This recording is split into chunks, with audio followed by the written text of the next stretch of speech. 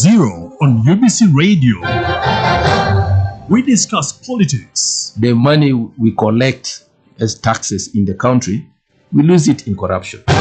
Economics. The four economic sectors where their jobs and wealth are: commercial agriculture, industries, services, and ICT. Education. The classes which will not need an abridged curriculum are the entry-level classes of P1, Senior 1, and Senior 5. Culture and religion. And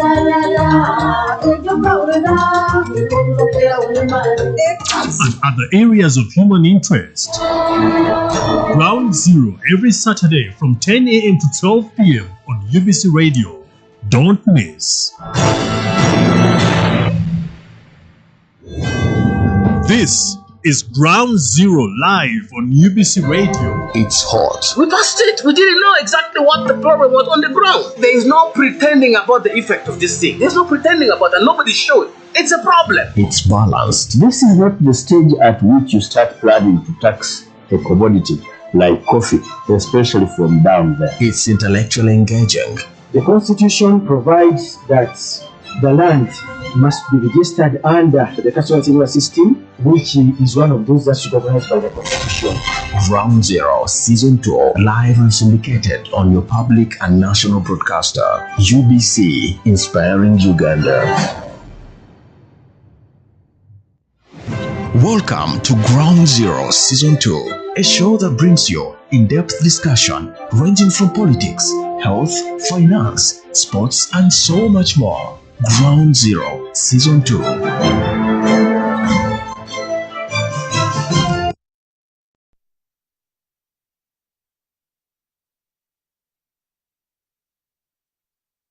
Hello dear listener, you're most welcome to UBC Ground Zero. We are broadcasting live on 4 radio stations covering entire Uganda, border to border, city to city. People from all sides of this country, we welcome you to this edition of Ground Zero. We have another important discussion here and a very interesting topic. We are live on 4 radio stations, UBC Radio, covering all parts of this country on 98 FM. We are also live and clear on Magic 100 FM. We are also live and clear on another radio station in Eastern and Western Nile called Western Nile FM. It is covering Western Nile sub-region, Teso sub-region, Lango and Acholi sub-region, and Karamoja sub-region. We also live and clear on another radio station known as Butebo FM, covering the eastern parts of this country. Ampaire Amon Butega is my name, and this is UBC Ground Zero. We welcome you, those who are on radio and those who are joining us online. We are live on YouTube. We're streaming live on YouTube. We just enter UBC Ground Zero and you'll be part of this conversation. And for those who would love to join the conversation later on, you'll contact us on 776-511-426. And also those who would love to send their messages, it will be 0701 24 26 47. Uganda joins the rest of the world and those countries that are exploiting and extracting oil. This is a very great privilege and honor to every Ugandan and every East African person. It is the time every person in Uganda has been waiting for, and the time has reached that we have to enjoy this resource. Our Uganda has been pregnant, and it seems we have reached the time to give birth. Pregnant of oil. Ever since the news broke that we have oil in Uganda, every Ugandan and African, especially the people who come from East Africa, we are so much excited about this very important resource. And then now the time has come that we are going to get this oil out of the ground. President Museveni the other day was commissioning Kingfisher in Bunyoro sub-region, where he commissioned the drilling of oil and development production wells for the Kingfisher oil fields in Chikube district, which is operated by Sinok, China National offshore oil company, Uganda, with the joint venture partners of UNOC, Uganda National Oil Company, and Total Energies. The president led all the locals to engage in producing food which will be consumed by the companies operating in these fields, which will result into immense economic benefits. And all the locals in the very sub-region, the Bunyoro sub-region, have been encouraged to engage the citizens, to engage the locals and the residents to tap into the opportunities. This is a very great lesson to every Ugandan, because in most countries where we have oil, people tend to relax and expecting to benefit 100% on oil. And time comes when they have put all their tools down, they are not cultivating, and you'll find that there will be no food in the Bunyoro sub-region. Buganda and Ankole and the neighboring communities will start exporting food to the region. What does this mean? It means that the economy will be, or the people who benefit will not be the Bunyoro people, but the neighboring communities. It is a lesson to the people of Bunyoro and the surrounding areas to tap into the opportunities and take the call of President Museveni serious. According to the experts, it seems that we are ready now to have this oil out, and they have estimated and predicted by 2025 we are going to have this oil, as the drilling has started. As I said before, this is the pregnancy that we've been waiting for, and the time has come that we're going to give birth. To me, it seems that they were not going to have a normal delivery, as most mothers know this term, but we're going to have a cesarean section, whereby the tummy of a land has been opened and pipes have been laid from Uganda to Tanzania. Crude oil is coming from Uganda to Tanzania, where we have the refinery. To me, if we had a normal delivery, would have everything done in Uganda. Drilling, extraction, and purification done here. But which is okay. My question is, our baby is going to be born somewhere, not on this land. How safe is our baby? Some hospitals have a vice of stealing or replacing the babies according to the demand of some societies. Are we not likely to have our baby replaced or even be manipulated by systems now that we are not having our the delivery right here on our land? This is a serious discussion that we're going to have with a very important team of guests that I have in the studios of UBC. I've been joined by Oscar Kamkuku Muhumza is a lecturer and public relations officer coming from Uganda Petroleum Institute. You're most welcome to UBC Ground Zero. Thank you, Amon. I also have Ambassador Jibril Womugisha, the chairman Greening Campaign Uganda. Most welcome to UBC Ground Zero once again. Amon. Interesting. Also going to be joined by Sarah Banage, is the head of corporate affairs, Uganda National Oil Company. The people that are in the center, are at the center, the pivot, who are controlling the oil, who are responsible for the oil business in Uganda, because it is UNOC and SINOC.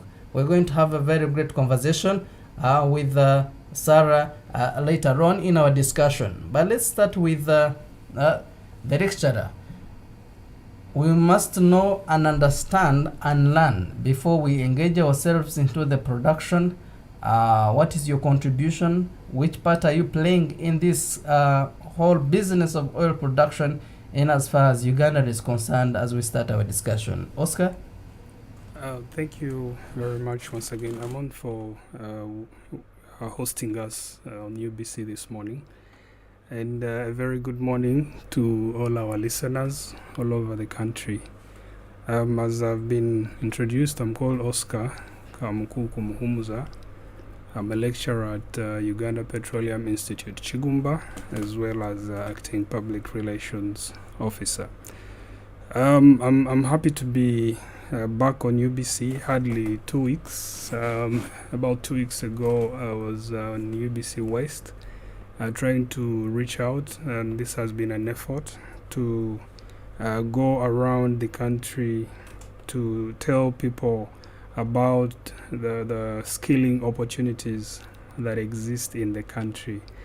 And it is also hardly 2 weeks since His Excellency, the President of the Republic of Uganda, General Yoweri Kaguta Museveni, was at Uganda Petroleum Institute in Kigumba, launching multi-billion projects that government has been developing at the institute, which include infrastructure, procurement of oil and gas training equipment, and a lot of other things that we'll probably have an opportunity to discuss as we go on.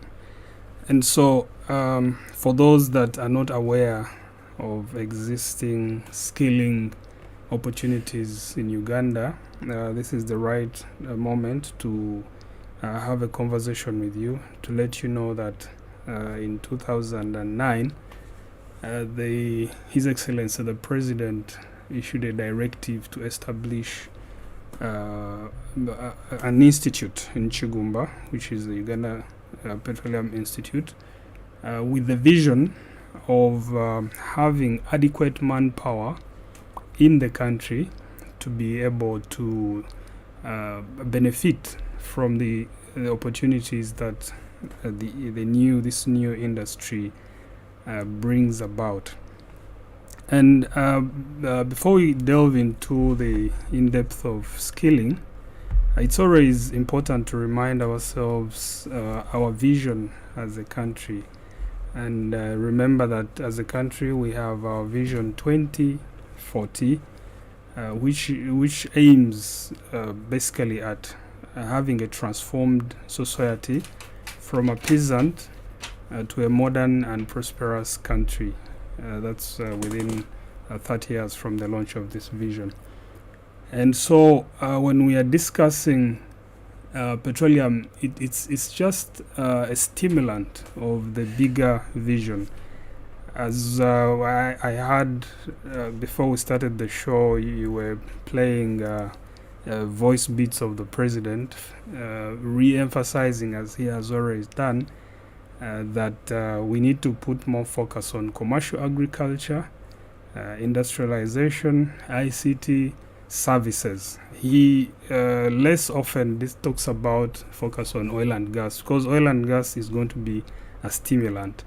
And we will be discussing how this is going to influence the economy and so on and so forth.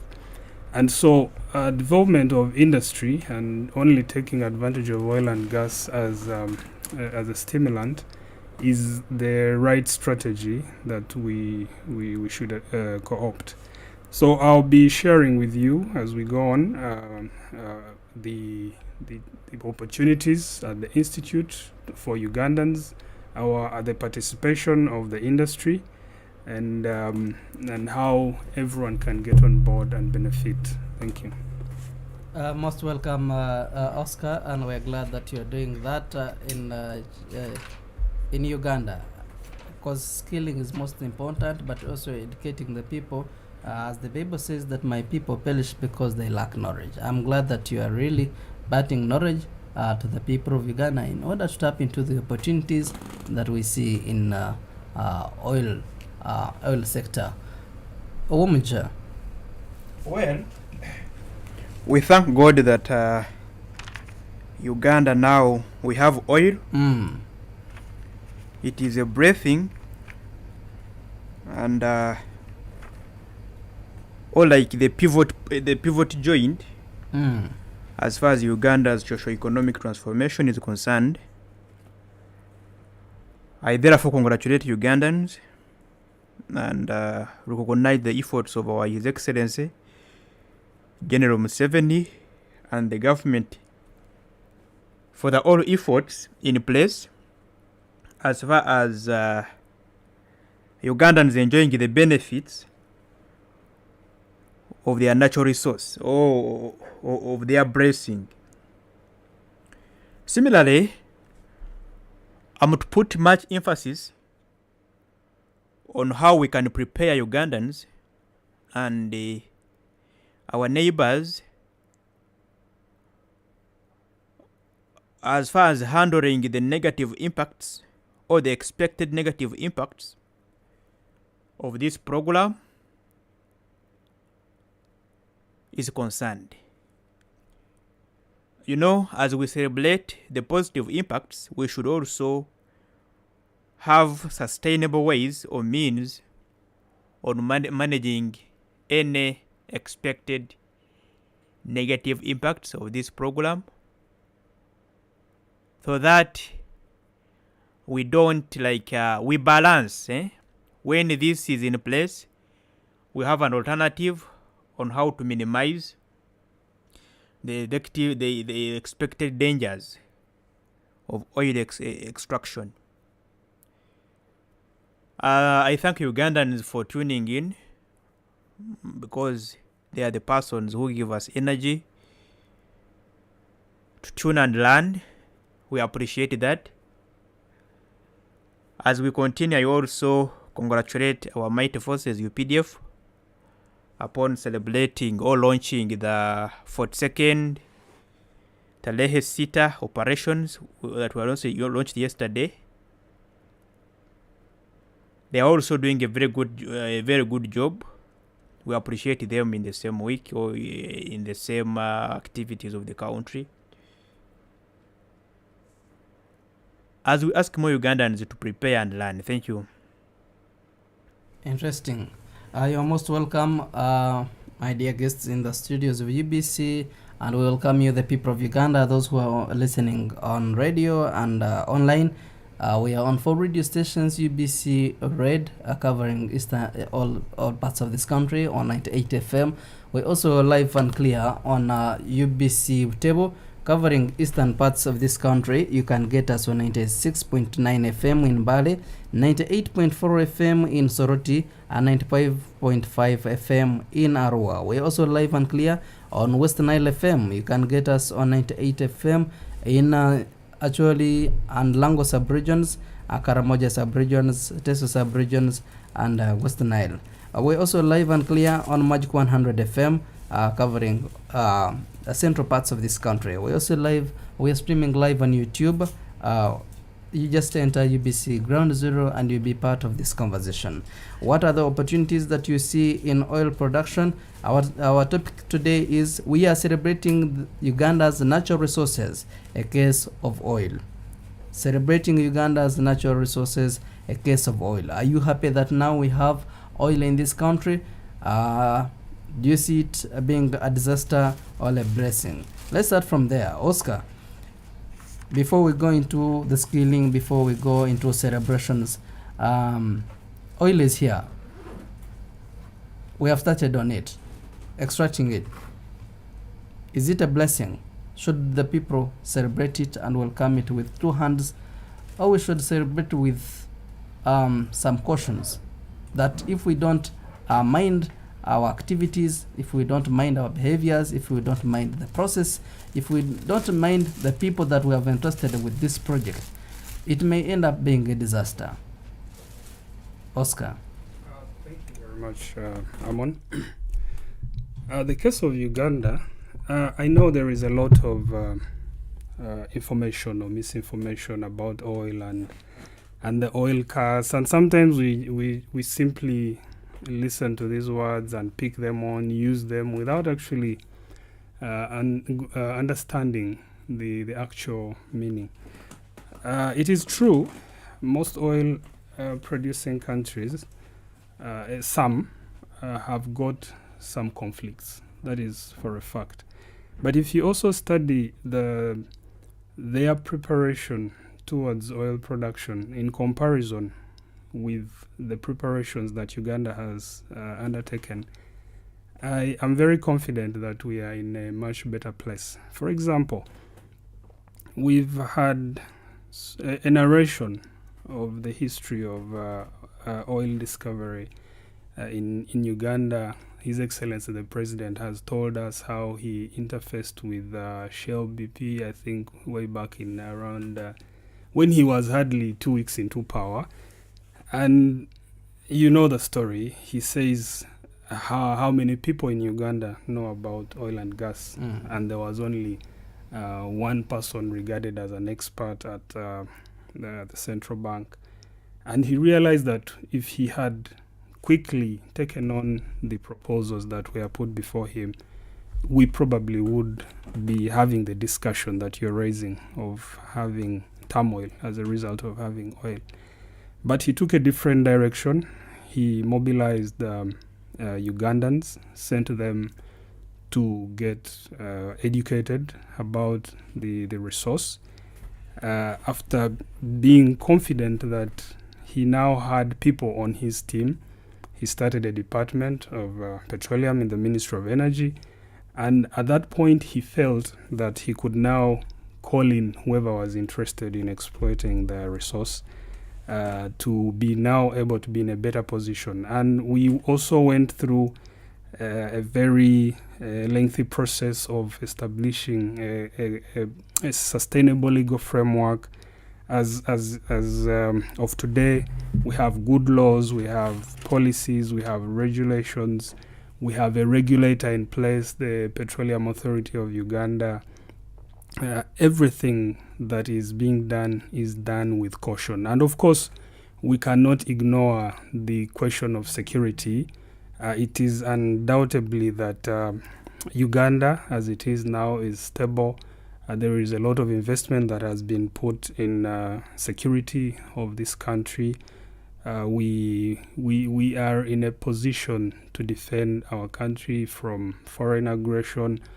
And on top of that, because you can have all this in place, but when it's time now to produce oil, Ugandans cannot partake of the opportunity because they do not have the prerequisite skill. And so he went ahead in 2009 to observe that most of the direct jobs in oil and gas are for technicians and craftsmen. And so he had a directive to have Uganda Petroleum Institute in place so that so many people, young youths, would be able to take on the jobs. And when you have nationals participating, getting employed, businesses in, let's say, tourism industry flourishing because of oil, you have all service industries, the agriculture flourishing, then in that case, you do not have the question of a curse because it's a holistic approach, and the oil and gas industry resource is reaching out. Most of the time, you've had discussions on local content. We have a good local content policy. We have some things that are ring-fenced for Ugandans. So there wouldn't be an issue of conflict with that kind of preparation. Interesting. Before I let you out of the microphone, you are responsible or have been given the role to scale the manpower that we need actually. What are some of your considerations? What is your target a group of people, and what do you consider? How long do you take to train them and then deploy them? How are you connected with these companies that are directly into the production of oil? Okay, thank you very much. First of all, let me shed some light of the special status of Uganda Petroleum Institute. It is a designated center of excellence for oil and gas in the region.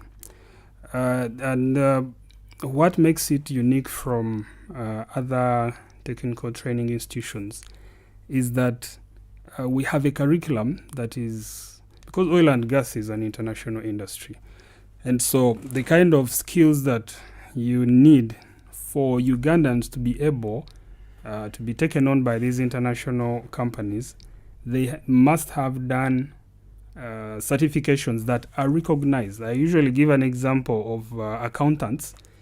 If you do not have SCCA in accounting, you are disadvantaged. If you are an IT person and you do not have a Cisco certificate or Oracle or MCSE, these are qualifications that are known globally. So Uganda Petroleum Institute is a center, an approved center for these international accreditations in oil and gas. And at the moment, we have qualifications from City and Guilds of UK, in ECITB, that is Engineering Industry Construction Training Board. We have Offshore Petroleum Industry Training Organization, or PITO. So our learners, at the end of the day, will have these qualifications. With ANO, PITO, ECITB, or City and Guilds qualification, you can go and work in an oil and gas industry anywhere in the world. So we no longer have to take people out of this country to look for these skills and these qualifications. We have them here in Uganda, in Kigumba. We have diploma courses, a diploma in upstream petroleum operations, and a diploma in downstream petroleum operations. We also have several international vocational qualifications in electrical maintenance, in instrumentation, in mechanical maintenance, in welding and fabrication. We train the kind of training for welders in Uganda, especially those that will be, for example, working on the East African pipeline project at a level, it's an international level as well. They are called coded welders.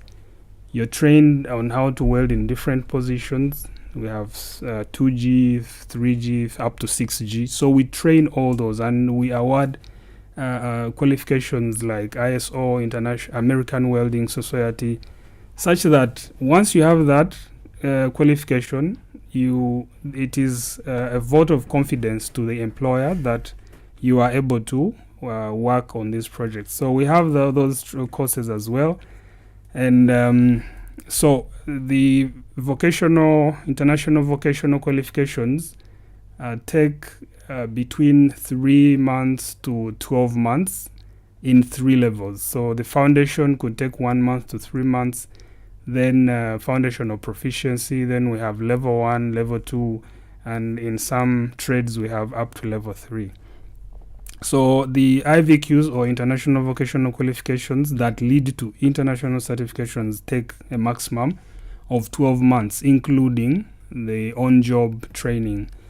Then the 2 diplomas are accredited by National Council of Higher Education, and they take 2 years. This is the standard national diploma. But also our curriculum for the diploma is directly mapped to international curriculum. So those are the courses that we are offering, and we develop our courses based on the demand from the oil and gas companies.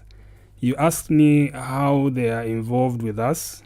We nearly have a memorandum of understanding with all major actors in the industry, be it Total, Sinok, Schlumberger. We are working with UNOC closely. We continue to get more memorandums of understanding, so that whatever we do, when we develop a curriculum, we take it to the industry. Is this what you want? Yes, this is what we want. Is there any gap? Yes. What's the gap? They tell us. We include it, such that at the end of the day, there is no question of Ugandans are not qualified. And they've gone ahead to support us, to give us students and give them full scholarships. We've had scholarships from Sinok, from UNOC, and from Total. So they've gone ahead to sponsor our young Ugandans to come and attain training and be able to partake these opportunities. The government of Uganda has also given so many scholarships. We had the Albertine Region Sustainable Development Project bursary scheme, where more than 800 learners were given 100% scholarships. We had another 80% bursaries, about 200 learners. So government is supporting us. It is doing all they can do to ensure that we have enough manpower, and also companies have come on board to be able to participate and support. Thank you. Interesting. Interesting. That is so interesting, and I'm glad the people of Uganda, I believe, that are so happy with what you're doing. Jibril, Greening Campaign Uganda, someone will be excited to know what is your contribution in as far as oil extraction and oil production are concerned. Where do you come in, and what is your contribution? Well, I believe, let me first make Ugandans understand the expected negative impacts of this oil extraction program, such that we can compare with a rate with the already available benefits or expected opportunities from this program. I am happy that most of the people who were displaced from the oil land were fully compensated, were well managed, and as in they were handled properly, meaning the impact of displacing people was very well handled. They had a solution on that. We had wildlife. I saw activists, climate activists, talk about wildlife displacement and all that. Well, apart from affecting a few animals that were in a place, we expect most of them to occupy the nearby areas, or to have a gazette place where these antelopes that were displaced will be living, to continue amplifying the wildlife sector of this country. Meaning also, as far as the displacement of wild animals, it was also very well handled. We have the impact of climate change, that as oil production is ongoing, we're expecting a lot of pollutions, a lot of greenhouse gases into the atmosphere. But now, when you see the Uganda's forestry cover, it has decreased from 24% of 1990. We are now at 13% approximately, based on the 2019 statistics. Meaning we have experienced a decrease in the forestry cover even before oil extraction was on table. However, now what can we do as far as the absorption of these emissions are concerned, and how can we prepare Ugandans to actively take part in managing these expected pollutants? I believe as the Greening Uganda campaign, under the sponsorship of Million Trees International Organization, we are closely in talk with the Ministry of Energy and Mineral Development as far as growing very many millions of trees is concerned. We have a policy of occupying any nearby piece of land with the trees.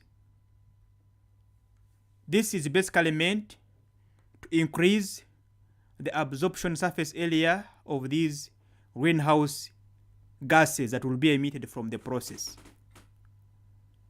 Again, this is the call for every Ugandan under conservation forestry, people around Chikube, people around the Bunyoro area, even the whole country, to actively embrace the tree growing programs, such that we can increase the surface area of absorbing these emissions. When you talk about oil extractions, apart from expecting the leakage, the oil spills into the soils, which are toxic anyway, I believe CNOC and the energy sector in Uganda, we already have solutions in place on how to minimize the leakage, the spilling of this oil along the pipelines, or all the way from here to Tanzania is concerned. What am I trying to mean? The expected impact of climate change will be managed by growing more trees, This is to be done between us, the local people, the government entities, the NFA, NEMA, as well as the project implementers. It is very much possible and already in place, ongoing. Similarly, when you talk about renewable energies, this is the right time. That since we have oil in place, and we expect a lot of, let's say, climate change happening, how best can we minimize the consumption rate for these trees in terms of charcoal, in terms of timbers, and other forestry-based activities? When I talk about renewable energy, I mean solar energy. I mean the windmills, the wind energy still. If you copy in Tanzania, they have the gas. And this is the right time to sit on table in the way of having a fruitful partnership with the Tanzanian team. If Uganda can also have a supply of oil, a supply of gas, such that we can have at least every family, institutions like schools, hotels, that have been largely depending on firewood, on charcoal, transforming, taking a step on using this gas energy. As we minimize the negative pressure onto the forests, this will set up an advantage of handling, combating any abnormal climatic changes that will be amplified by oil extraction. It is very much possible, because as a country, or when we balance the partnership with the Tanzanian team, we can have a barrel of gas here in place, the company is involved, at least to minimize on charcoal consumption by these big institutions and the local people. We make gas cooking energy available for how at household level to put a relief on our forestry cover. The next part of it can be on electricity. That now, how can we channel some of these resources from oil into electrification or supply of electricity countrywide, as well as lowering the tariffs, the bills, such that at our level, in our homes, we can start cooking using electricity. I'm trying to pave solutions or alternatives on how we can reduce the pressure on our forestry cover, because now we believe that having billions of trees in place, it will add a positive way on managing the expected negative impacts of air extraction. When I talk about health of the people nearby the oil site, or people around the Balo, the ECOP line to Tanzania, at least we cannot fail to get land to have these people relocated, to provide at least a space from the oil sites, because we're expecting a lot of spills. If this is possible, then a lot of negative impacts will be managed, and a positive impact will be seen as far as enjoying our oil as a country is concerned. Therefore, Ugandans, what is your role now? How best can we work together in the project? How can we bring everyone on board? We can bring these local people.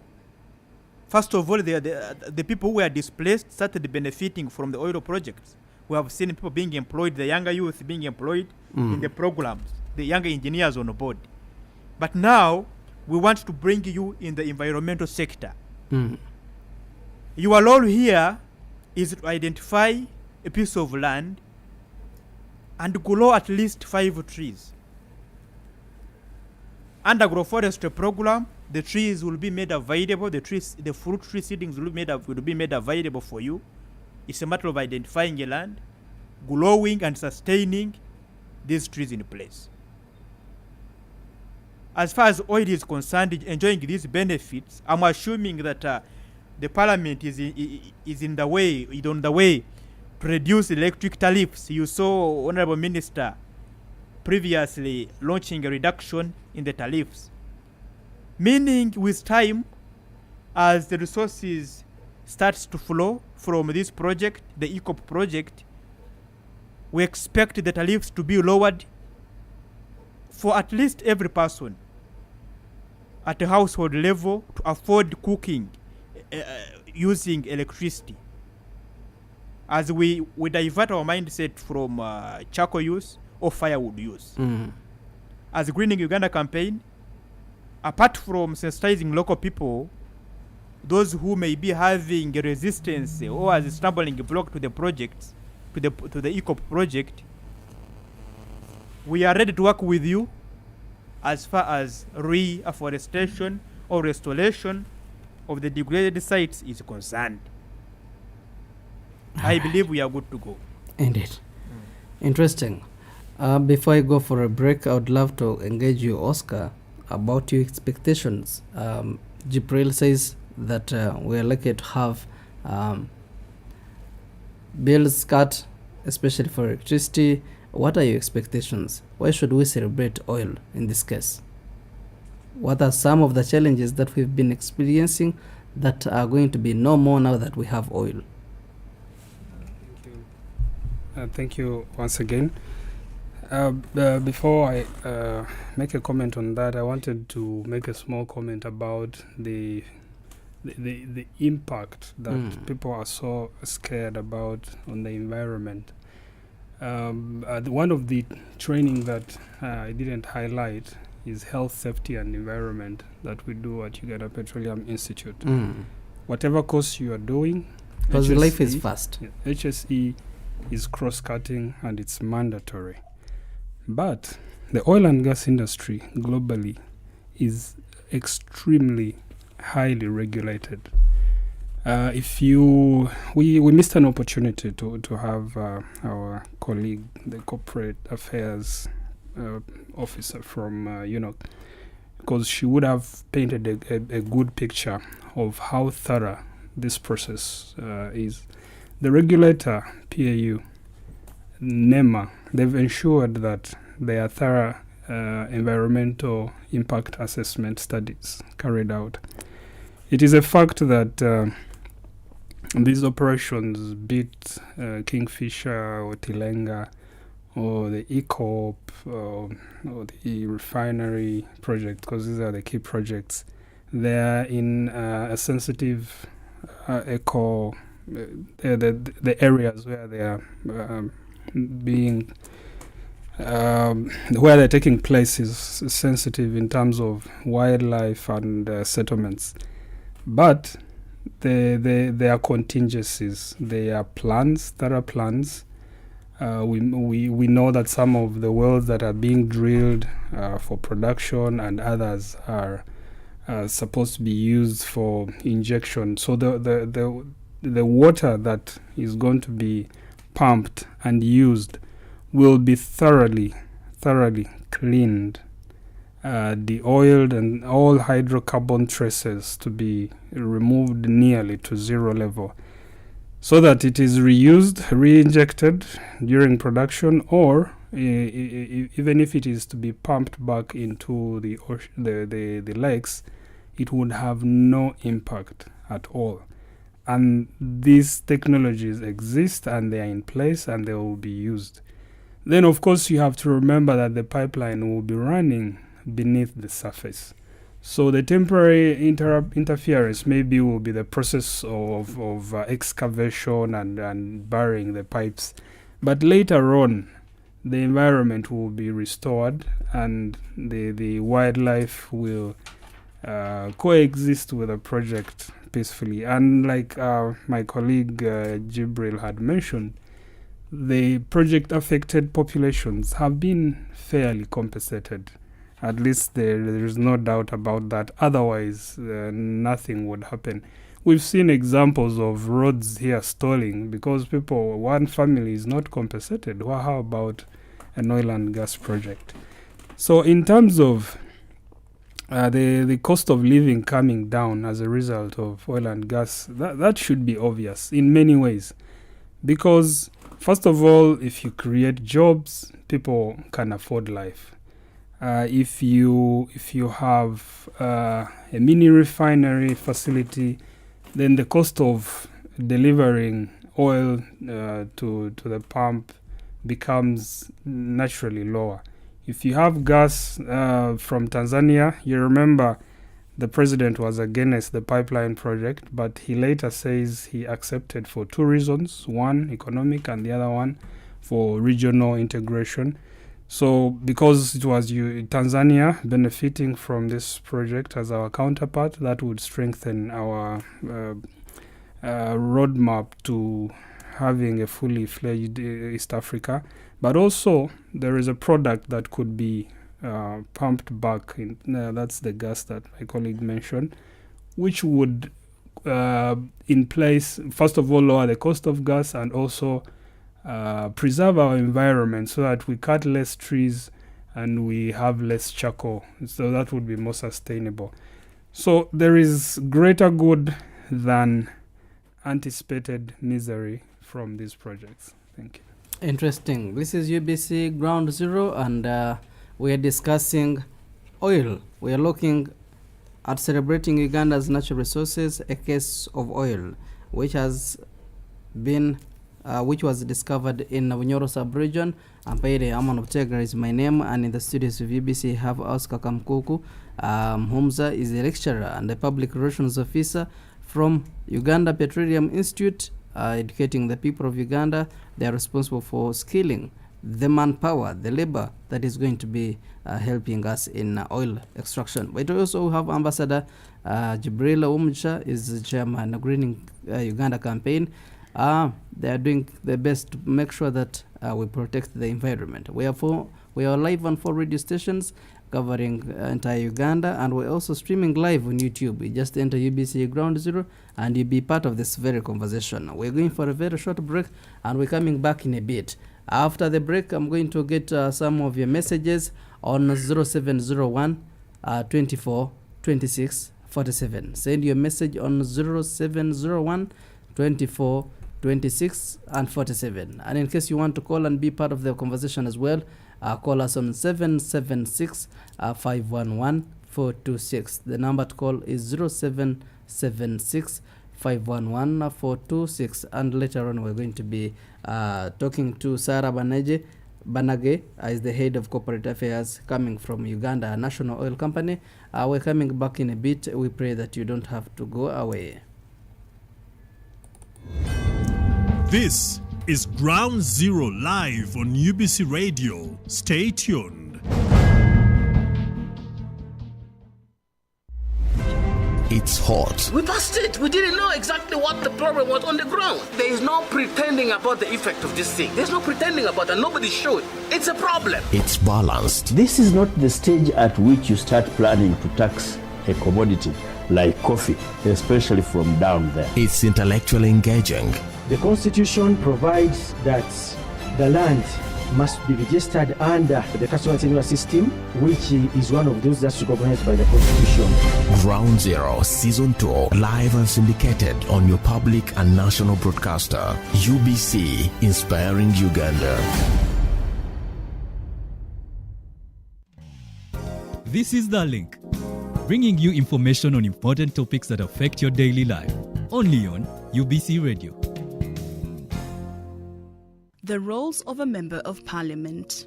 There are 4 major roles of a Member of Parliament: 1. Legislation. Members of Parliament debate and pass laws through which the institutions of government endeavour to guide the country's progress. 2. Budget approval. Members of Parliament analyse and approve the national budgets for every financial year. 3. Oversight. Members of Parliament monitor and bring to the attention of ministers and the public government misuse of funds, violations of rule of law, and unlawful activities. 4. Representation. Members of Parliament represent their constituents' views in Parliament. They bring to the attention of relevant ministers different matters of national concern. Other roles members of Parliament play in Parliament include: members of Parliament who are not ministers sit on Parliament sessional and standing committees. The committees scrutinise business referred to them before reporting back to the plenary for debate and adoption. Members demand accountability from the executive through raising different issues on the floor of the House, summoning ministers and other government officials to appear before them on different matters. Members of Parliament vet the appointments of persons nominated by the President under the Constitution or any other enactment. And in the constituency, members of Parliament hold consultative meetings with their constituents, update them on the activities of Parliament and government policies, and gather people's views and concerns on issues which affect their livelihood. They also mobilize constituents to support and participate in government programs and campaigns like immunization campaigns, use of mosquito nets to prevent malaria, UPE, USE, NADS, and patriotism.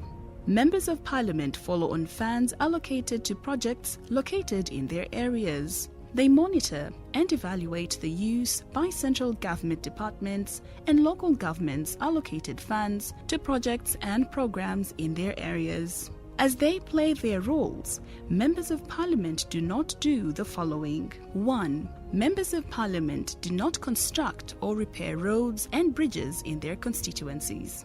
2. They also do not build hospitals or schools. 3. Members of Parliament do not have an obligation to contribute to voters' weddings and similar activities. 4. Members of Parliament also do not have an obligation to pay school fees for children or students in their constituencies. The Link. Food is the most important medicine that every human being must get access to. The Link. 75% of Francophone are in Africa. Africa is very important to the French and the Francophone community. The Link. 7th priority is expansion of health insurance coverage and social health protection. The Link on UBC Radio, connecting you to the world of information. This is The Link, bringing you information on important topics that affect your daily life, only on UBC Radio.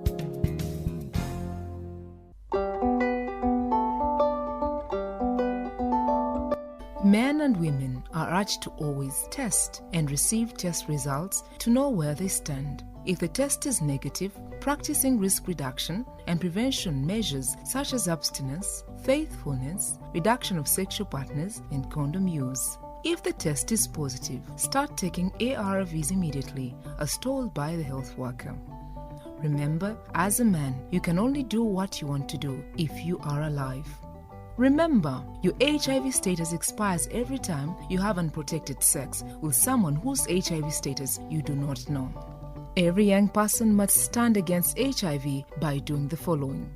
Abstain from sex until you are ready for the consequences and responsibilities that come with it. Just because your friends are having sex does not mean that you should have it. The consequences are not shared by your friends. If sexually active, adopt safer sex practices such as using condoms and faithfulness. Before you engage in sex, know your HIV status and that of your partner. Avoid bad influences and risky places. Avoid alcohol and drug abuse that compromise your decision making and expose you to HIV, teenage pregnancy, and premature death. To parents, you are the foundation of the family, and children depend on you for their safety and well-being. Children need someone they trust as their source of information and advice. Therefore, parents must take a stand against HIV by doing the following.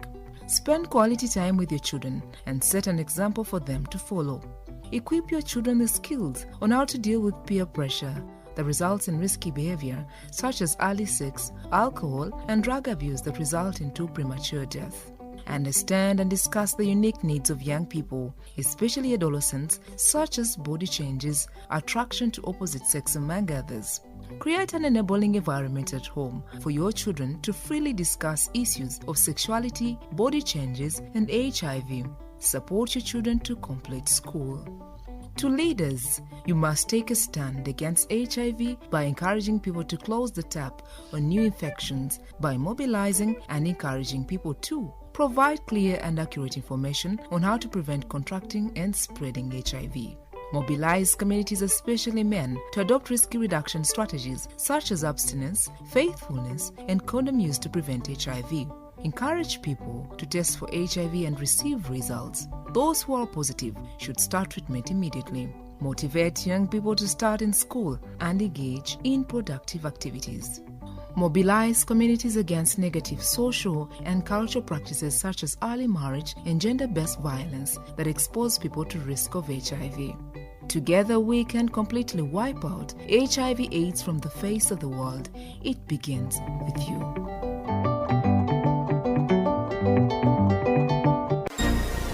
The Link. Food is the most important medicine that every human being must get access to. The Link. 75% of Francophone are in Africa. Africa is very important to the French and the Francophone community. The Link. Seventh priority is expansion of health insurance coverage and social health protection. The Link on UBC Radio, connecting you to the world of information. It's hot. We passed it. We didn't know exactly what the problem was on the ground. There is no pretending about the effect of this thing. There's no pretending about it. Nobody showed. It's a problem. It's balanced. This is not the stage at which you start planning to tax a commodity like coffee, especially from down there. It's intellectually engaging. The Constitution provides that the land must be registered under the casualty insurance system, which is one of those that's recognized by the Constitution. Ground Zero Season 2, live and syndicated on your public and national broadcaster, UBC, inspiring Uganda. Welcome back. Ground Zero Season 2 continues.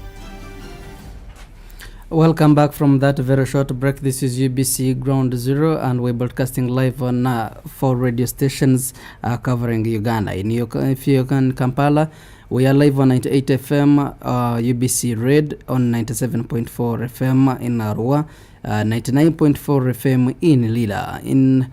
And we're also live on another radio station called UBC Butebo. If you're in Mbale, we are 96.9 FM. If you're in Soroti, we are 98.4 FM. If you're in Arua, you can get us on 95.5 FM. We also live and clear on another radio station known as Western Nile FM. We are on 98 FM. We're covering Teso sub-region, Achor sub-region, Lango sub-region, and Karamoja sub-region. We also live and clear on Magic 100 FM. We are streaming live on YouTube. You just enter UBC Ground Zero. You'll be part of the conversation. Remember to subscribe to our YouTube channel. And this program is always aired or rebroadcasted on Sunday from 3 to 5 p.m. In case you have time, you can as well tune in and listen only on UBC Red. In the studios of UBC, I have Oscar Kamkuku.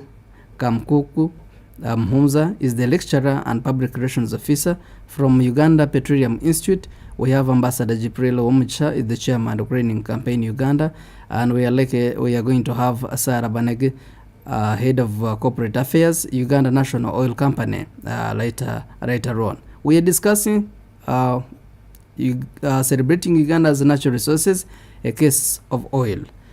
776-511-426 is the number that you can call now and share your opinions on what needs to be done to make sure that our oil is safe, to make sure that all Ugandans benefit from this very oil, and to make sure that we reduce all the negative expectations that may emanate from the extraction. But as well, you can send your messages on 0701 24 26 47. If I may start with Benjamin, you are listening in from Boyogerere. You are saying, why is it that oil was taken to Tanzania, not extracted? I mean, not produced from here. I think we had Oscar had mentioned a point on that, and this one says, why is it that Jibril, you are saying that we should plant trees, yet the trees were cut down to lay pipes from Uganda to Tanzania? Okay, and let me get this caller. Ground Zero. Yes, Ground Zero. This is Sunama calling in from Toro. Your name again? I'm Sunama calling in from Toro. Yes, most welcome to UBC Ground Zero, sir. Yes, thanks for the program. Most welcome. Yes, the government has done so better to start drilling the oil. Okay. But the only worry is where they are going to refine this thing is now very far again from Uganda. Mm. And most of the Ugandans, they will not benefit so much. Actually, mostly the people who are looking for something to do. Mm. You will find that mostly Tanzanians will get more job than the Ugandans.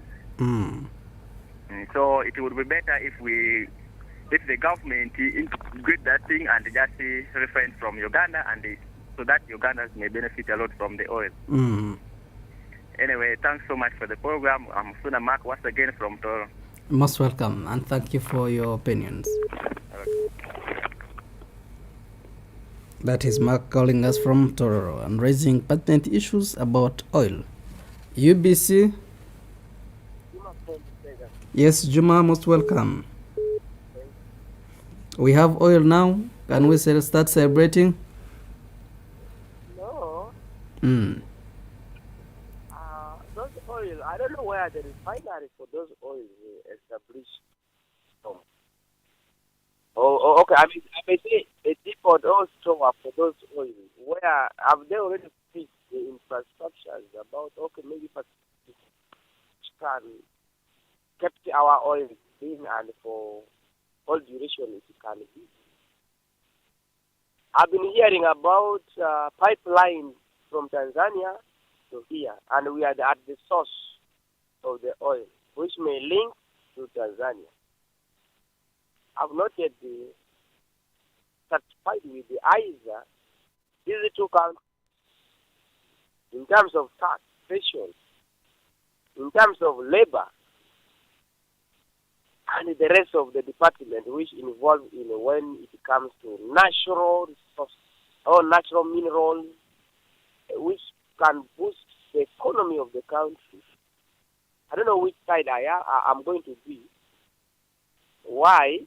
I have doubt in my own government, Uganda, ruled by NRM. Today, UPDF, they have taken over many institutions.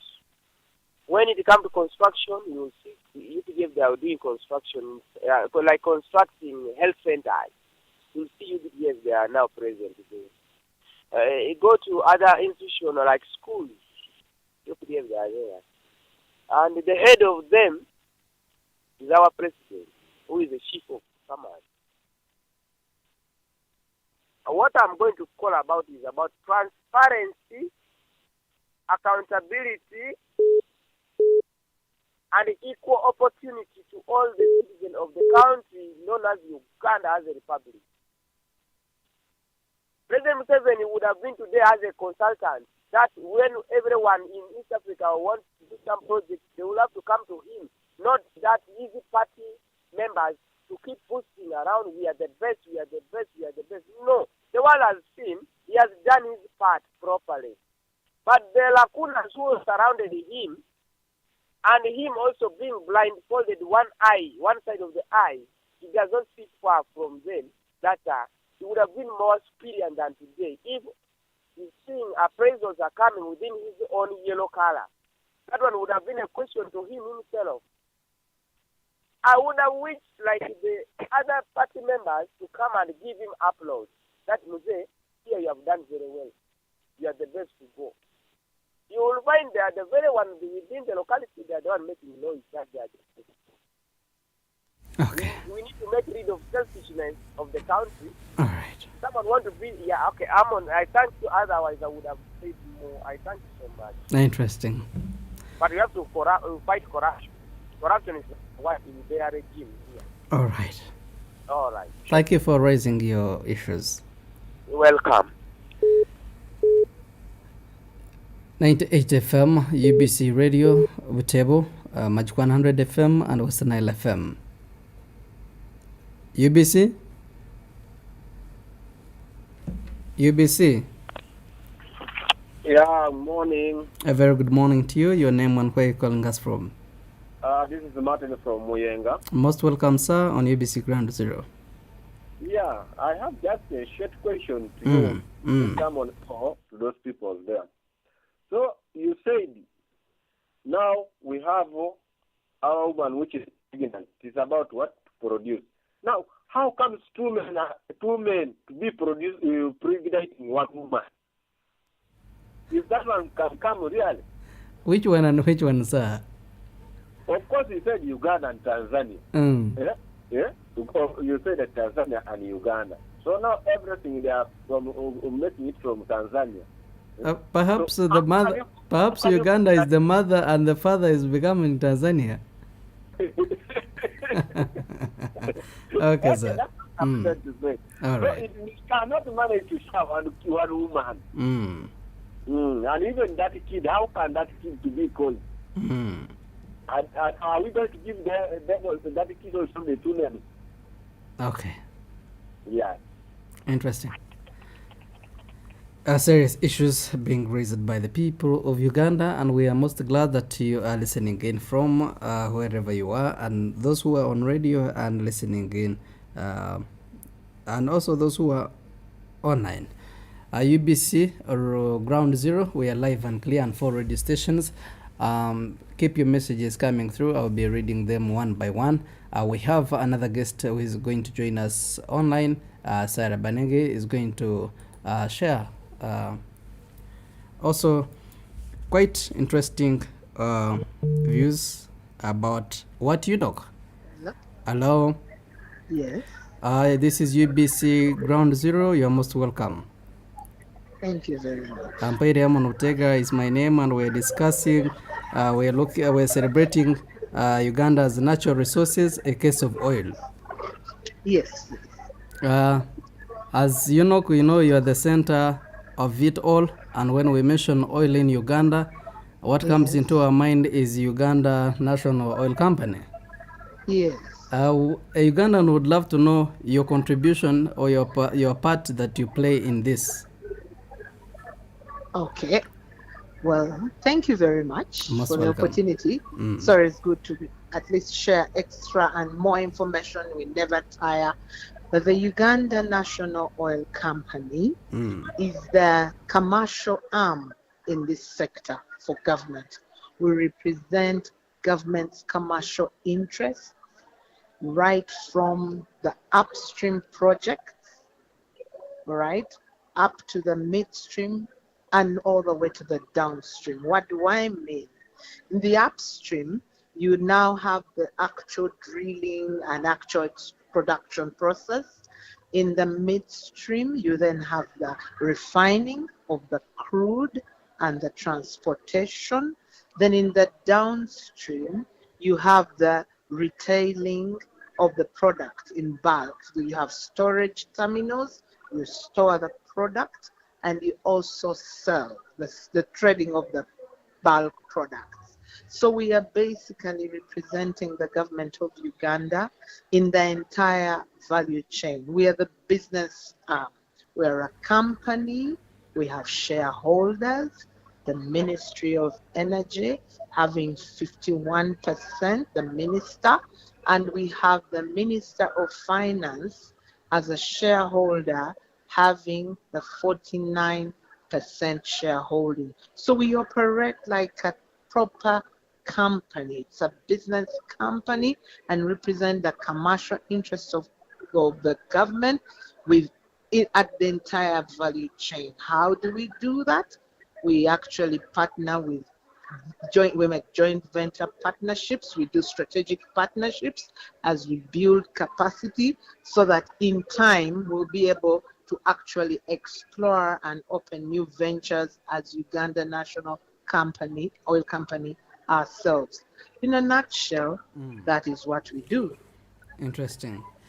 We are glad that you are serving the people of Uganda in that capacity, and we expect really a lot from you.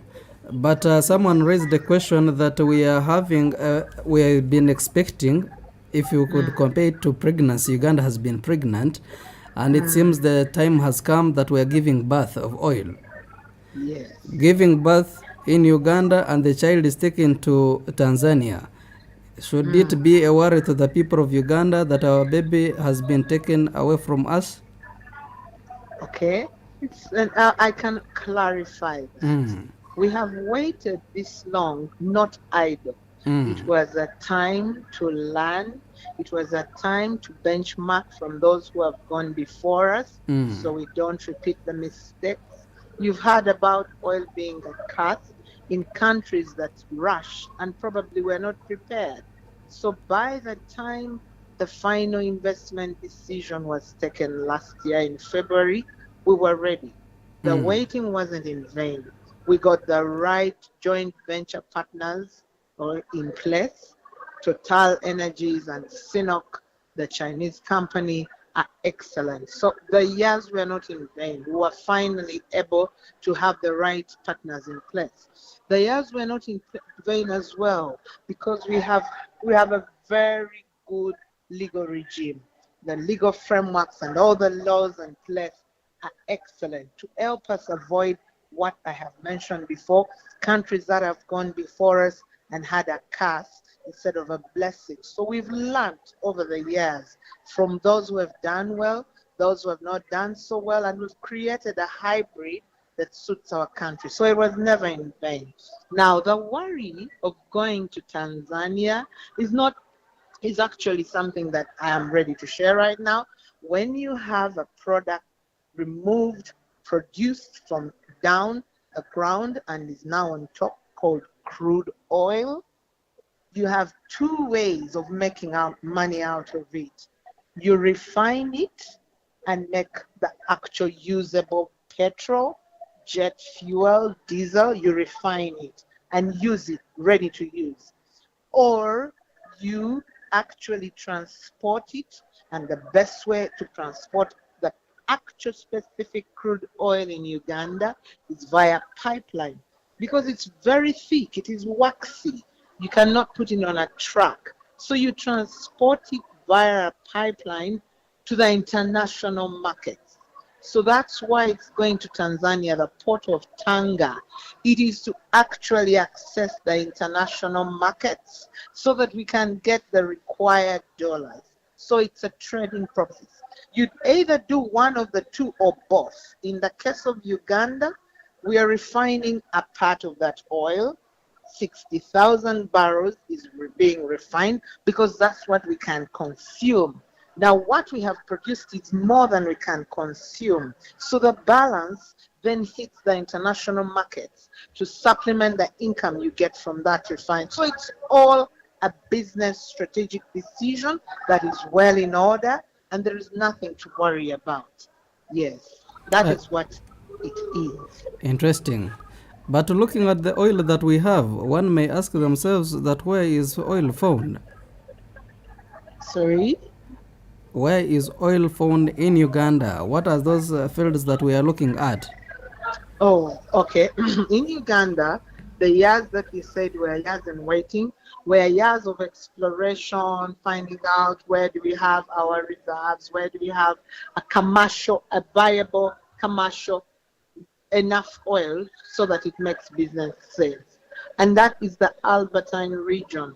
That is the region where we are getting the oil from. The Albertine region, we've explored just a little bit, probably over 20%. We still have a lot to do in terms of availability and what we need. But you only bring it online depending on consumption and what your strategy as a country is. So our oil, to answer your question, is in the Albertine, what we are calling the Albertine region.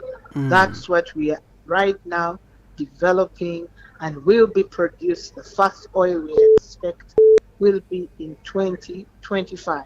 And we're on course, we're on line. That target has not changed. Speaking of talking about the time target that you've set, 2025, do you see it being really enough time that you'll be able to produce? We shall have the first oil fuel coming in Uganda, or it is still a prediction? Oh yes, because you have been watching the news and you've been seeing these activities going on.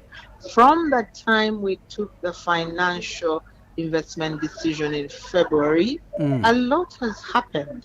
A lot has happened in terms of the compensation process for acquisition of land, right? The acquisition of land issue has happened. Then the actual building of the central processing areas for both the Tilenga project being run by Total in partnership with us. At the same time, the central processing facility being run by CINOC in partnership with us. Now, that is ongoing. The camps, the camps for workers have been constructed. Some are still being constructed. That is ongoing.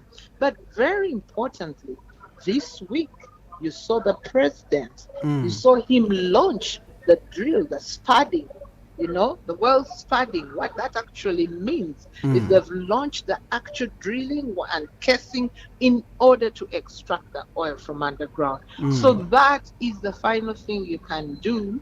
And then the rest, you give yourself the time frame we're saying you should be having that oil on top.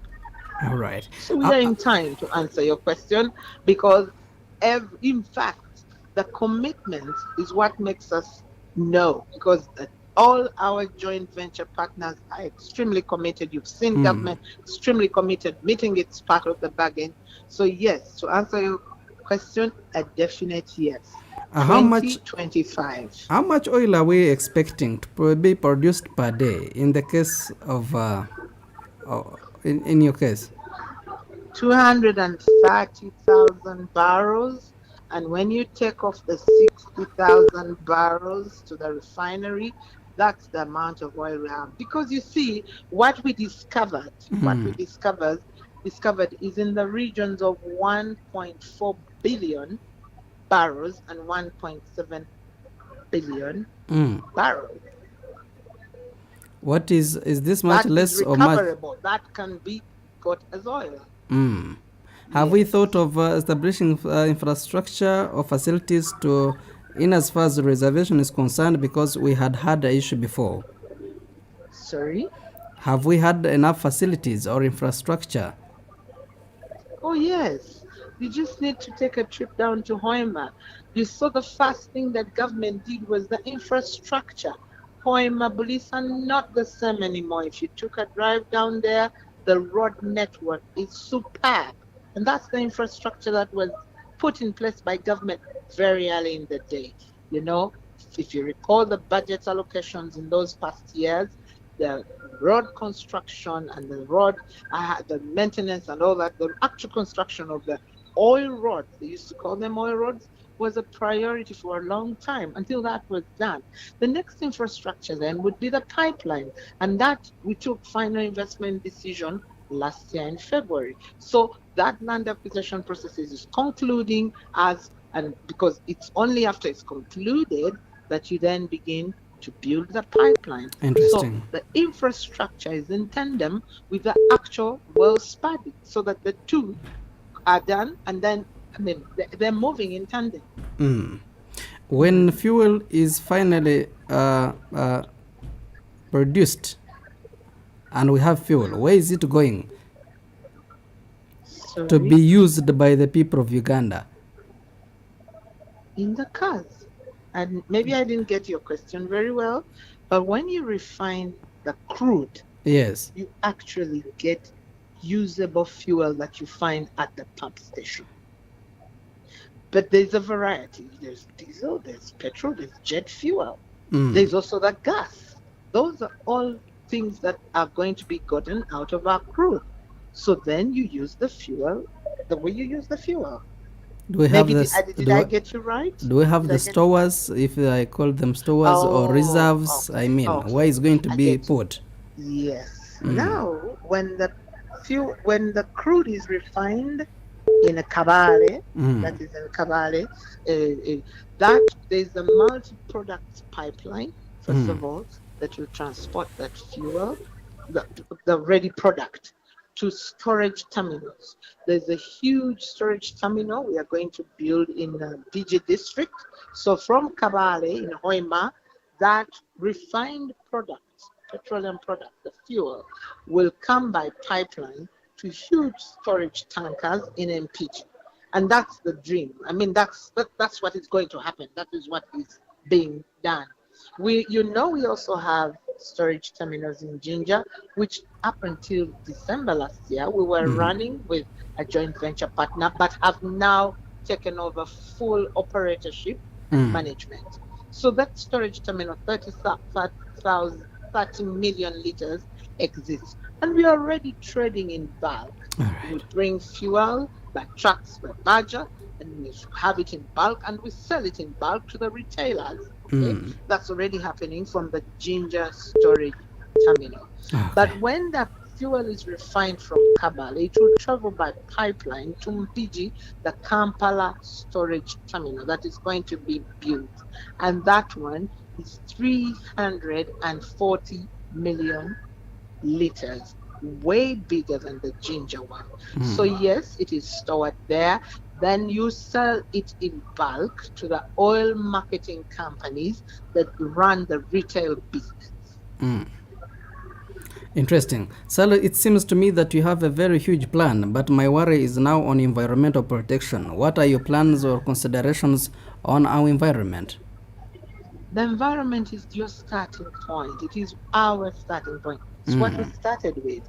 And how do you start? When you have projects of this nature that definitely come with land acquisition, the starting point was the studies. A proper, fully fledged environmental impact assessment was done.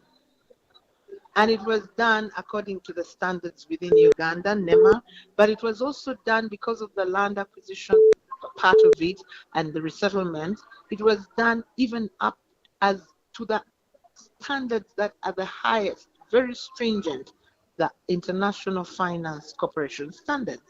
And so when people are compensated, they are left better than they were found. Those are what the guidelines demand. So the environment has been taken care of stringently, perfectly, and those studies, when approved, then is what we are implementing stage by stage while we're being monitored by those two that actually approved them. So yes, the environment, we are very much concerned about an environment. But in fact, as you know, we have taken this a step further. We also have a program to plant up to 40 million trees. Now, these ones we're planting as part of the environment system just because of the carbon related, the carbon gases related to that. When you plant trees, you reduce on the carbon emissions, and that is something that is very good for the environment. So we are very cognizant of the environmental requirements. The studies have been done. They've been approved. They're not only following the guidelines of Uganda, but even up and above. They're following the stringent guidelines of IFC, which is an arm of the World Bank. Interesting. Sarah, oil production comes along with a lot of challenges and issues to human health. How are you ensuring human safety, that people that you are working with are really safe? Oh, safety, you're very right. Now, in the oil and gas sector, the highest, most important thing apart from the environment, is health and safety. Safety is a very key thing in this sector because that is how, and that is what it is. So the companies we work with, the way we work, you must have the health and safety policies. We would not work with you if you don't have stringent policies or guidelines in your institution. So by working with us and by us enforcing that we only work with people who have health and safety guidelines in place, policies, in place, then we are part of that general ensuring that the sector retains what it follows most. Everywhere in the world you go, the oil and gas sector holds the highest standards anywhere in terms of health and safety. Interesting. You must be knowing that the most challenging situation or the vice that we have in the country is corruption. How are you ensuring that our oil is really safe, that no single liter or even a quarter of it is not going to be stolen, or even the money that is supposed to be for production is safe? Because the people of Uganda are worried about this. If many things have been stolen, how about the oil?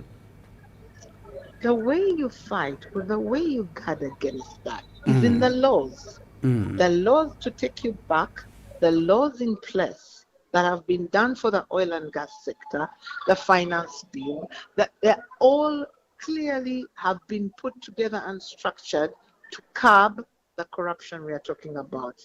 You know, we follow the PMFA, the public finance bill. That in it has been well structured to guard against. At least it's your starting point. It's the blueprint. So the laws that are in place in the sector to govern the sector and the funds that there to come from the sector have been structured in such a way that they are the ones that will guard against the corruption we are talking about. Now, when you have the laws in place, the rest really is up to God, because the laws is your starting place. With man, you work with laws, and the good laws are in place. Interesting. Maybe as we come to the end of our discussion, you may re-echo on the opportunities that are available for the people of Uganda in this sector. Absolutely. Over the years, the opportunities are immense, and what we've done as Uganda National Oil Company is to train our people over the years. We do hold every quarter what we call supplier development workshops. Anyone who believes they have something to supply or to trade in, we hold those workshops so that people are prepared and know what to do, because the opportunities are great. You will know that we have a fully functional national content program where around 16 areas were ring-fenced strictly for Uganda businesses. Things like waste management, things like crane hire, human resource, legal, because those are things that are readily available here. Those areas were ring-fenced strictly under the national content program to be done by Ugandans, so that Ugandans can have those opportunities. And the starting point for time immemorial has been all businesses registering on the national supplier database, because that's the central place that anyone who wants to participate in the opportunities can be found. So as you know, our role and never stopping is always to hold those quarterly supplier development workshops to train our people. The starting point is registration, and then this is the knowledge. How are you faring on quality? How are you faring on health? How have you prepared yourself in safety? So, and where can you loop in? In fact, if I'm to tell you, we have recently worked with the Bunyoro Kitara Kingdom, because now we've gone down to the grassroots.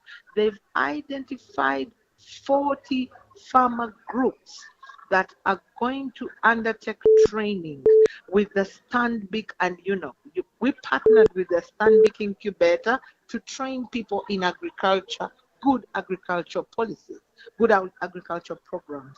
What is the achievement through here? So that they tap into the opportunities. But it's also a food security issue.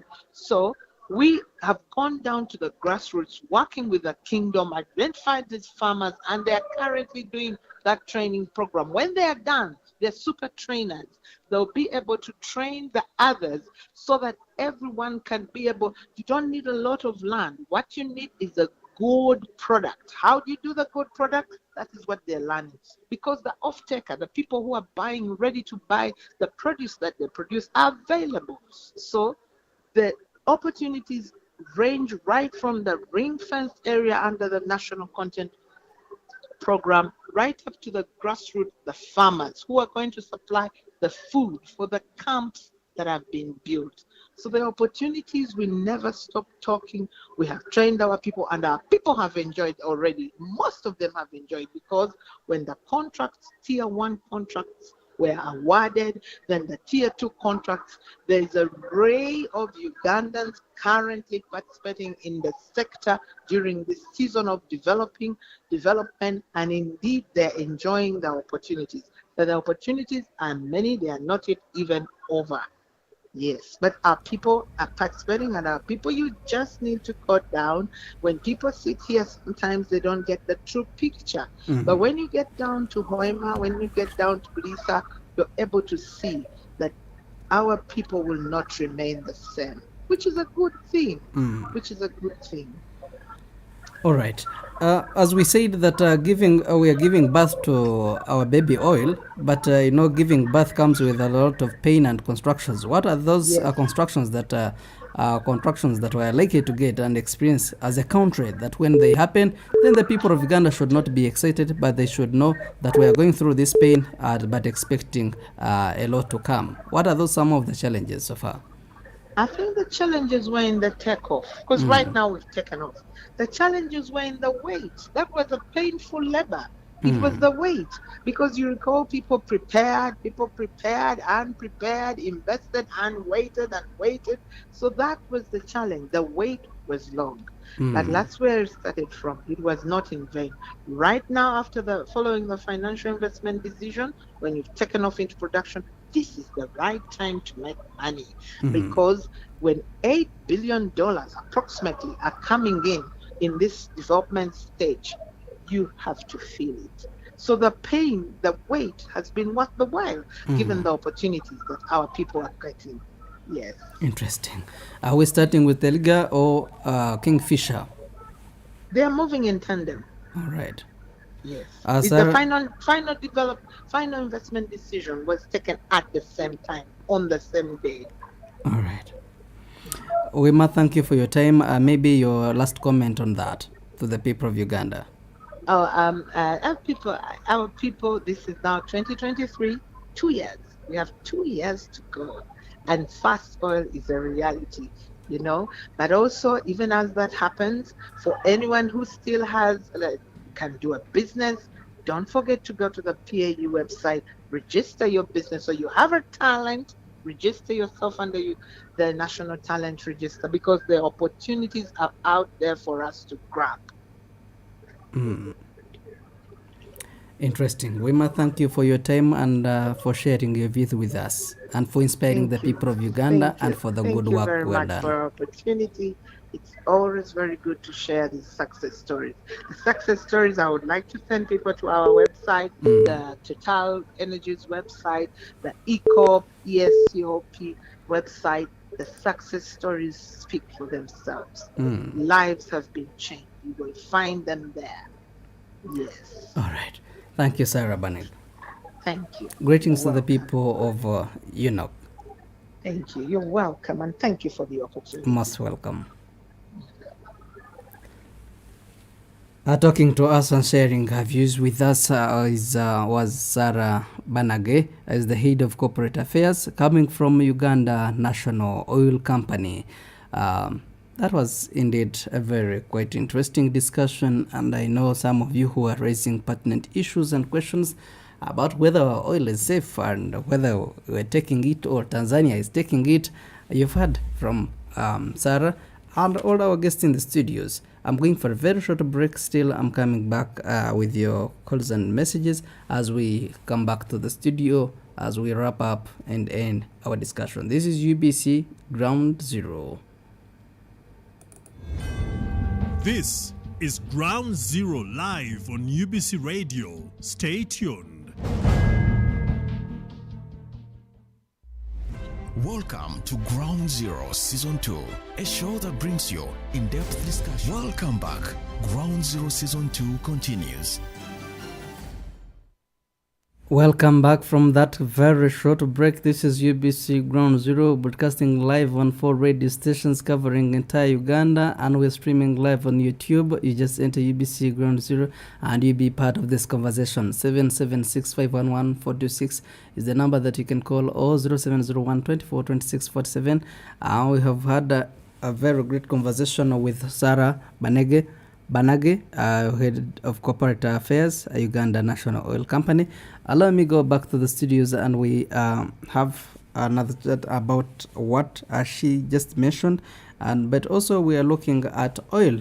We finished oil and people, how oil is affecting the people and oil affecting environment. But we also love to know how our economy is going to be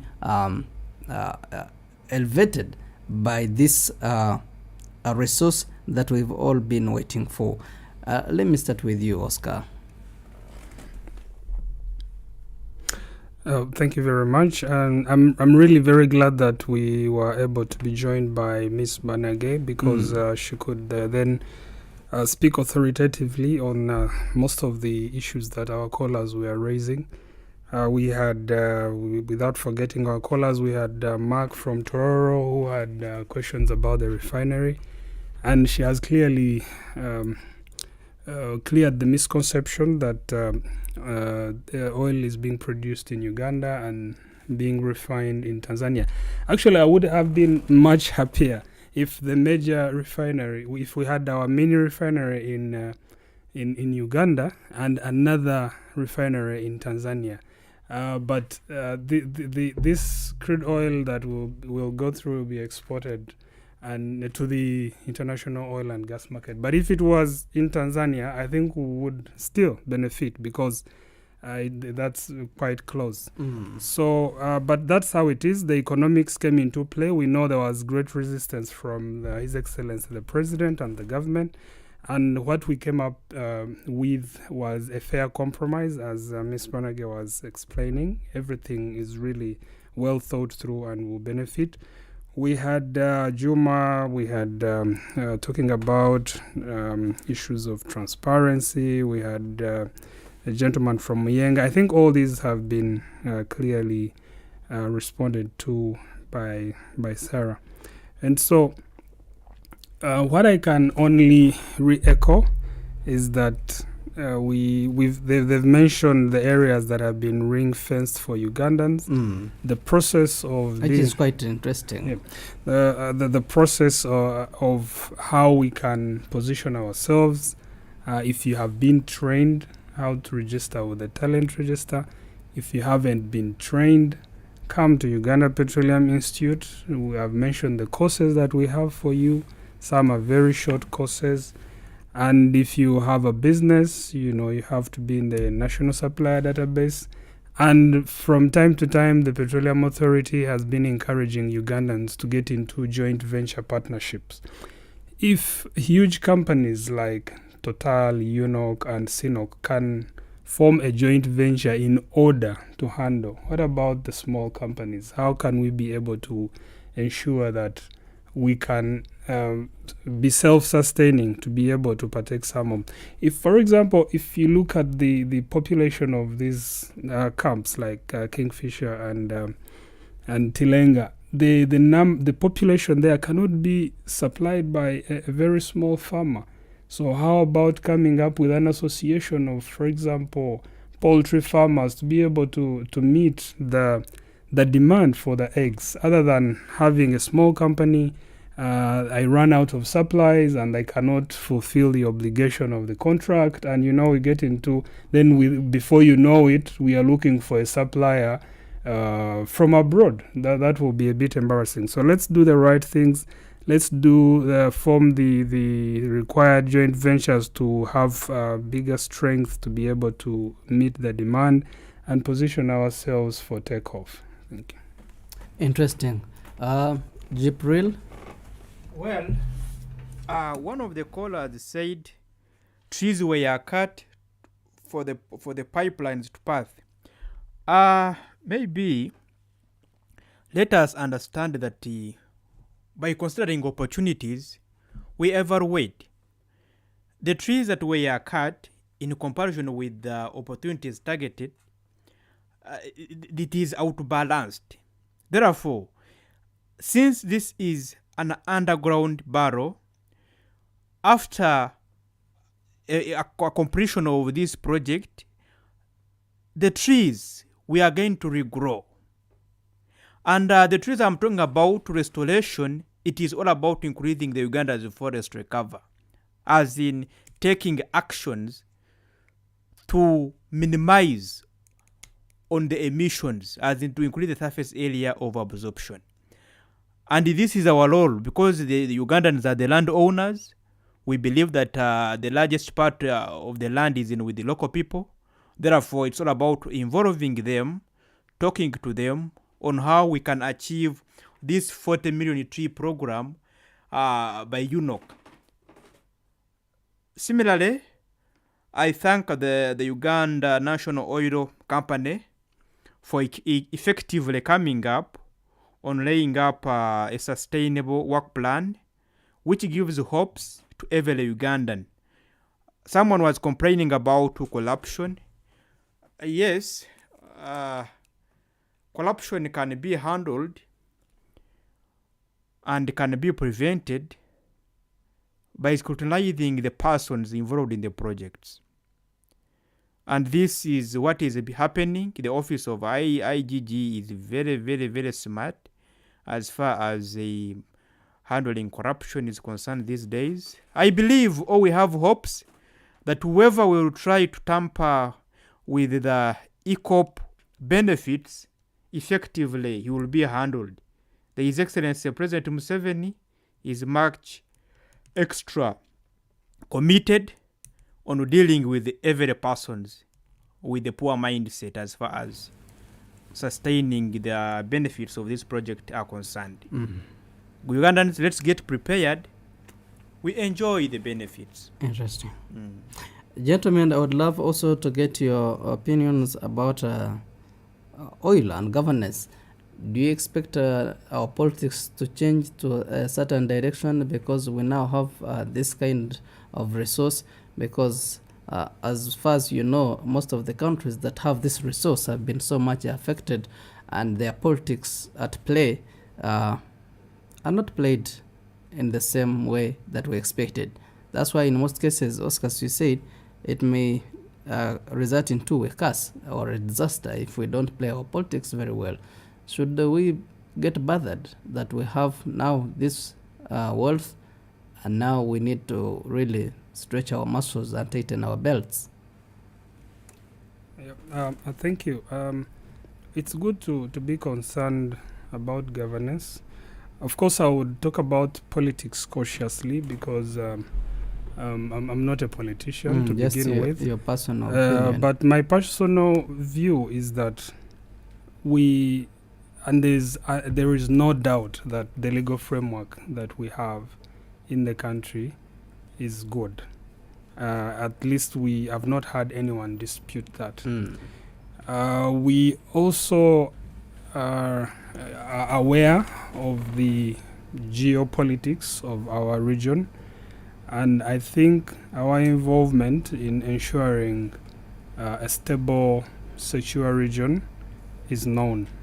We know the interventions that government has made to ensure that our region is safe. So if we have security, we have a good legal regime, and we have a competent authority, the Petroleum Authority of Uganda, that is the watchdog of everything that is happening, has to seek their approvals. And it's a multi-layer process to ensure that nothing is compromised. And so I think if we can stick to that approach of doing things, nothing can go wrong. Okay. Yeah. Jibril, do you expect our political power play to change at any time moment because we have this resource? Surely,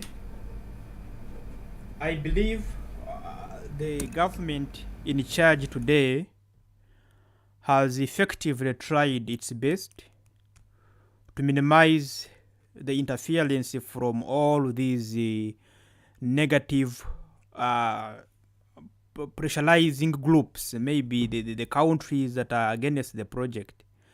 And we as environmentalists, we are in place to create or to amplify this relationship between the government and other countries as far as ECOP by explaining why there is a need to sustain this project in the country. Let us first evaluate the benefits and we again compare with the expected negative impacts. On doing this, we are highly positioned at the country, working hand in hand with the various stakeholders to effectively manage all negative impacts expected. Therefore, whoever can come in the way of saying that we are the government should go away because of the ECOP project, no, that one has hidden agendas but not related to oil production in the country. It is a blessing for everyone. Interesting. Gentlemen, in my village, when you become, I think it cuts across to all communities and societies, especially in Africa. When when you get rich, either you have new friends or new enemies. Is Uganda going to have new friends or enemies? Which side are we taking most, especially in international relations and international politics is concerned? Jibril. Per now, I give hopes to every Ugandan that we are to get more friends because of our resource.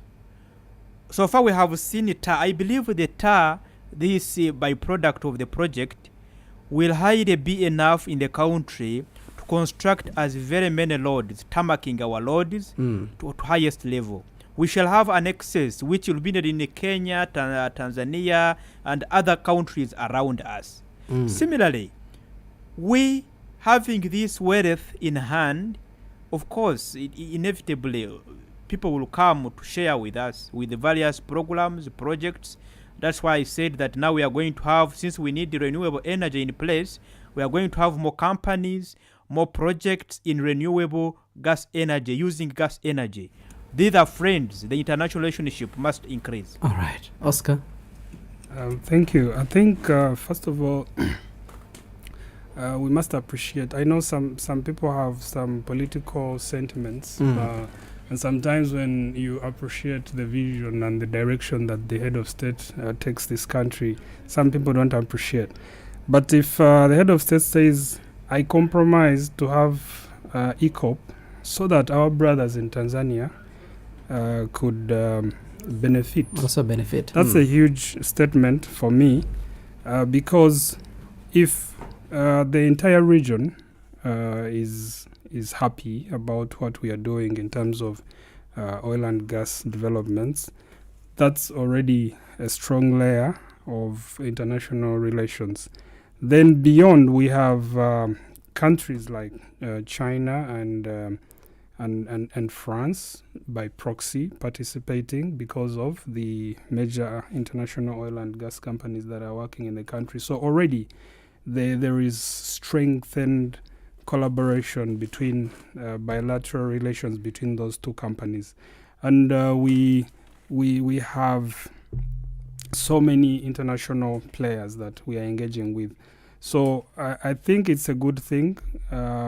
We just need to do our international relations well and ensure that we are not taken advantage of. We need to be steadfast on that. Okay. And if we have reasonable partners, they will understand us and we will work properly. All right. Gentlemen, our time is not on our side. We may end our discussion in few minutes. But most importantly, we've been discussing and celebrating Ugandan natural resources, the case of oil. Are you not worried that the attention that we have given to oil may lead to an exploitation of other natural resources? We have gold in Mubende and in Buhweju, Copper was, I don't know whether it is still extracted in Kasese and other minerals. Do you see a diversion in this, that we're going to give more attention to oil and leave out others? Jibril. Well, I believe we may not lose anything if we retain with all projects effectively being worked on. Having multiple resources or having multiple sources of income, it is another opportunity for us to plan well on how we can sustain or we can retain the effective implementation of every sector. True So that. it's a call for the government. Let's not divert all our attention to the And oil resources. production and leave others. We need all of them in the same direction of development. Oscar? No, I don't think that is going to happen, because actually it will not be fair if I leave studio. If I can quickly mention about the reforms that are taking place in technical vocational training. We have designated centers of excellence. UPIC is for oil and gas. You have UTC Bushenyi, you have UTC Elgon, you have Lira, you have UTC Kichwamba. All these, you have Bukalasa for agriculture. All these are focusing on different areas. For example, in Bushenyi, I think it's manufacturing, Bukalasa for agriculture, you have Lira for road constructions, and so on and so forth. And so you would, and then you also have the approach of having industrial hubs all over the country, about I think 26 of them or 16, I don't recall exactly. And all these focus on different things. So I think the government has taken a diversified approach. And you may recall that in Uganda we actually have a gold refinery. So like from where we started, we mentioned that the key areas that are emphasized by the government are ICT, agriculture, commercial agriculture, industry, and services. So oil and gas is simply a stimulant for all the other sectors. Interesting. We are coming to the end of our discussion. I must thank you for sparing time to speak and share your views with us, but also to inspire the people of Uganda. Let me get your final comments on this as we end our program. Jibril. As Ugandans, we prepare you to receive our one constituency, 1 million tree program that is aiming to have at least 1 million trees in every constituency of Uganda by 2034. This is basically done to increase Uganda's forestry cover via agroforestry programs, conservation forestry, and urban forestry. It's you and us to take actions. Thank you. Oscar. Thank you very much. I'll take this opportunity to thank all our development partners like the World Bank that has supported us to come up with the infrastructure, the Ministry of Education, the government of Uganda generally. And I would like to make a call to all Ugandans to find out what we do at UPIC. Please visit our website at upic.ac.ug. If I could also share the contacts, you can also call us on 0394 834 126. Don't miss on these opportunities, and do not get onto the bandwagon that assumes that these opportunities are for selected people. That's not true. They are open, we are transparent, and you cannot find out if you do not try. Thank you very much, and God bless. This brings us to the end of our discussion. We've been discussing celebrating Uganda's natural resources, a case of oil. And in the studios of UBC, we had Oscar Kamkuku. Mhumza is the lecturer and public relations officer coming from Uganda Petroleum Institute. And we had Ambassador Jibril Omujsha, chairman Greening Uganda campaign. And we also had Sarah Banage, head of corporate affairs, coming from Uganda National Oil Company. And Ampaire Amanutega is my name. I want to thank you all who spared time to give us a call and you share your views. Mark from Tororo, Juma Usega, Martin Mienga, and those who sent you messages like David and others. we expect to have more time for calls and messages next time. Our time has not been on our side, but we expect the people of Uganda to utilize this resource because we've been indeed waiting, and the baby oil is here.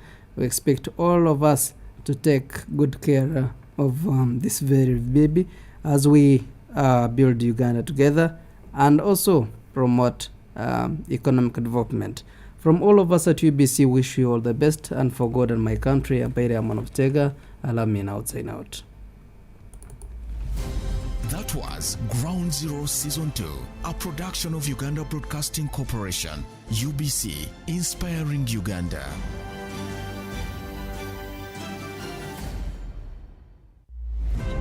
It's hot. We passed it. We didn't know exactly what the problem was on the ground. There is no pretending about the effect of this thing. There's no pretending about it. Nobody showed. It's a problem. It's balanced. This is not the stage at which you start planning to tax a commodity like coffee, especially from down there. It's intellectually engaging. The Constitution provides that the land must be registered under the customer tenure system, which is one of those that's recognized by the Constitution. Ground Zero Season 2, live and syndicated on your public and national broadcaster, UBC, inspiring Uganda.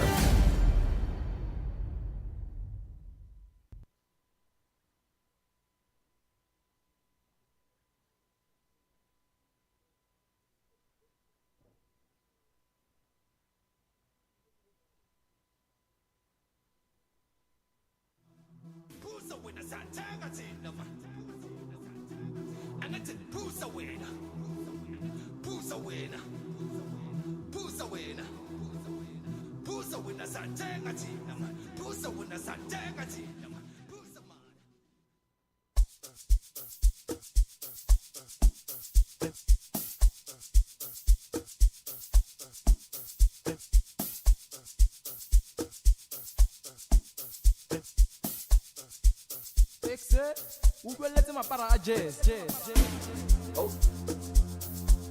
Oh.